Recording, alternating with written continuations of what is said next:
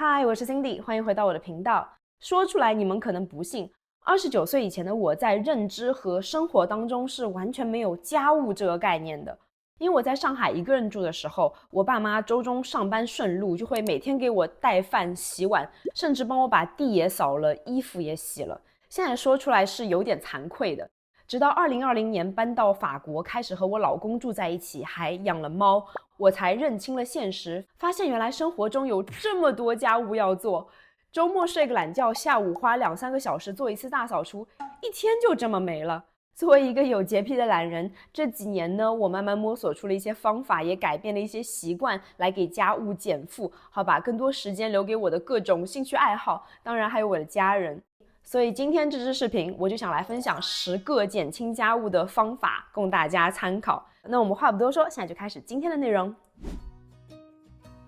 我们拥有的每件物品都是有管理成本的，你要花时间寻找、清洁、整理，东西越多，麻烦就越多。有的人家里柜子放满了，剩余的东西就只能堆在边柜、餐桌、茶几、电视机柜上面，看上去杂乱，打扫起来也更麻烦。所以要想减轻家务，第一件事就是减少不必要的物品数量。我自己的经验是先做一次大型的断舍离，然后养成习惯把不再用的要么直接扔掉，要么放到一个待处理区，可以是放进一个纸箱或是一个袋子里，定期卖掉捐掉，而不是再把它们放回橱柜。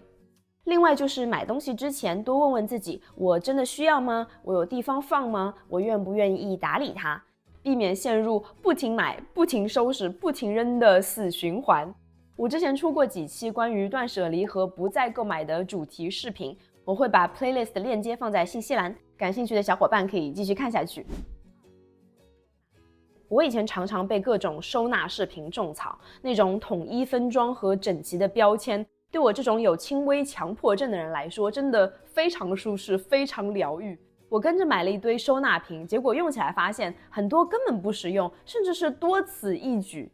比如我现在不再把调味料全部分装到统一的罐子里，一个个贴标签。一方面罐子用完了还要清洗晾干，另一方面我发现调料罐的原包装横着放在抽屉里就已经很清楚很好找了。实在想要统一风格，就直接买同一个品牌的，看起来也是整整齐齐。我也不再用分装的酱料瓶，尤其是油罐，平时收纳在橱柜里，做饭的时候拿出来，用完放回，所以也不用追求它的展示性和美观性。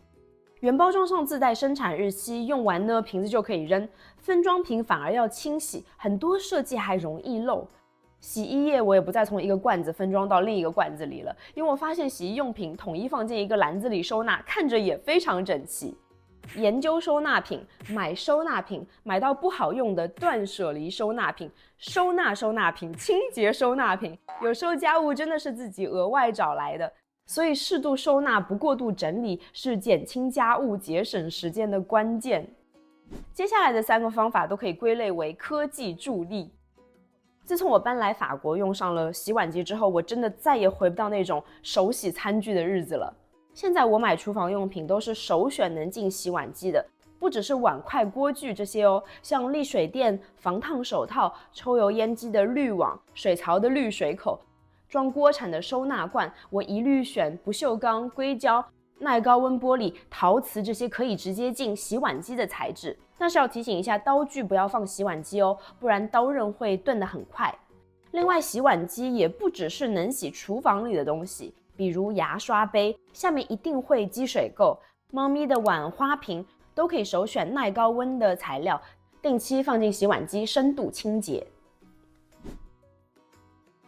我现在买衣服一定会看水洗标，尽可能避免买只能手洗的，特别是真丝的衣服，把绝大部分的衣服都交给洗衣机搞定，解放双手。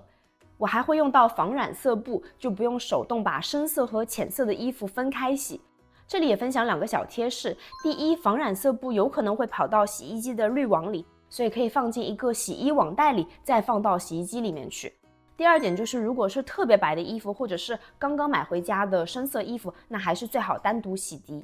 另外，市面上大多数的防染色布都是一次性的无纺布材料，不能降解，也不能回收，挺不环保的。我最近发现了 Dr. Beckman 这种可重复用的防染色布，它还是100%纯棉的，一块可以洗30次，防染色能力失去以后呢，还可以当抹布。如果你家衣物比较多，本来就要分几次清洗，也可以考虑用分区的脏衣篮，脱下来的脏衣服直接按照深浅分开放，这样清洗的时候就不用一件件分类，更省时间。除了衣服以外，其他的布类用品也可以优先选择可机洗的款式，比如带可拆洗沙发套的沙发，还有可机洗的地垫，这样能更轻松的做换季和深度的清洁。如果遇上比较顽固的污渍，比如食物、咖啡、化妆品还有血渍这些，我还会用 Vanish 的这个去渍喷雾喷在污渍上，静置5分钟，轻轻搓一搓，再丢进洗衣机，基本都能去除。另一个减少家务的好帮手就是扫地机器人。你们有没有过和我一样的经历，就是家务会成为和另一半口角的导火索？刚和我老公同居的时候，他会天天抱怨地上都是我的头发，念到我真的快要原地爆炸。掉头发是正常的生理现象好吗？难道要我剃光头吗？为了 shut him up， 我就一咬牙投资了一台扫拖一体的机器人，给家庭送来了和谐。虽然它不能完全代替手动扫地拖地，但是目光所及，尤其是浴室地面上的头发、猫砂盆里带出来的猫砂，还有厨房地上的小碎屑，都可以更轻松的每天清洁。家里不管谁嫌脏了，自己动动手指就行，谁也别抱怨，谁也别内耗。我们从家居布置上就可以提前规划，家具要么完全落地，要么离地至少10厘米，方便机器人打扫。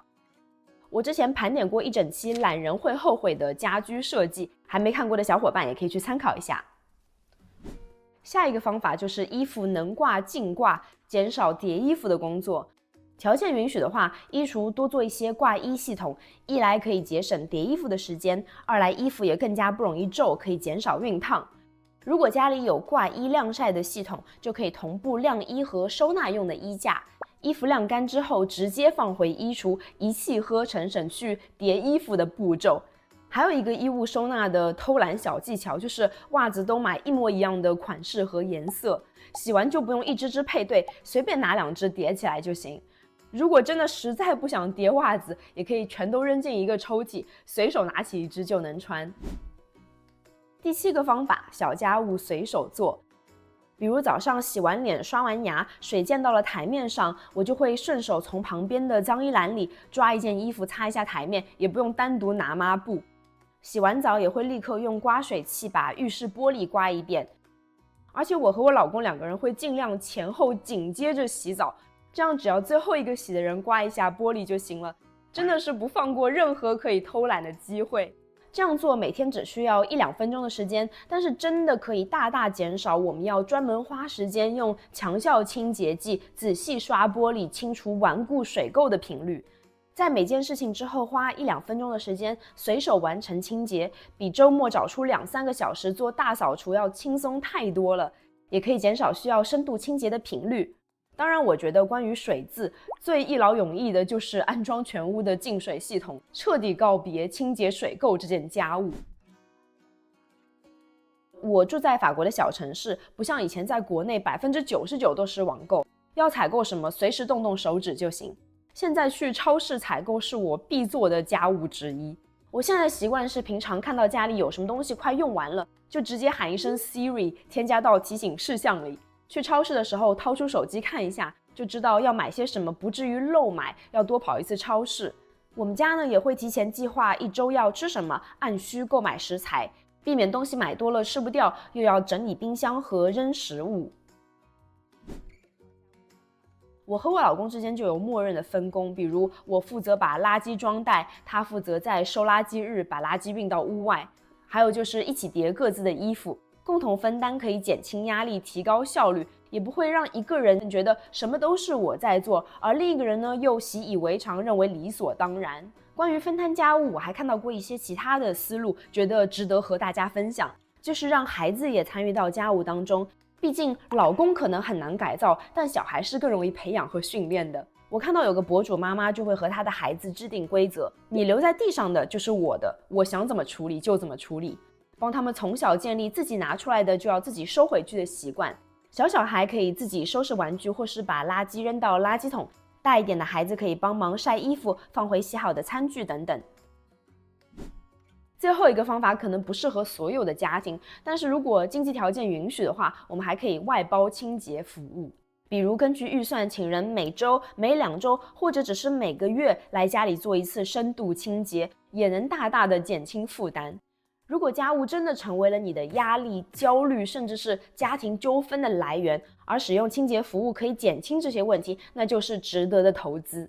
希望以上的这10个方法可以给你们带来一些减轻家务的新思路和灵感，腾出更多宝贵的时间给自己。如果你想让生活更轻松、更有条理，也欢迎继续收看我其他关于断舍离和家居整理的视频。那我们就下周见啦，拜拜。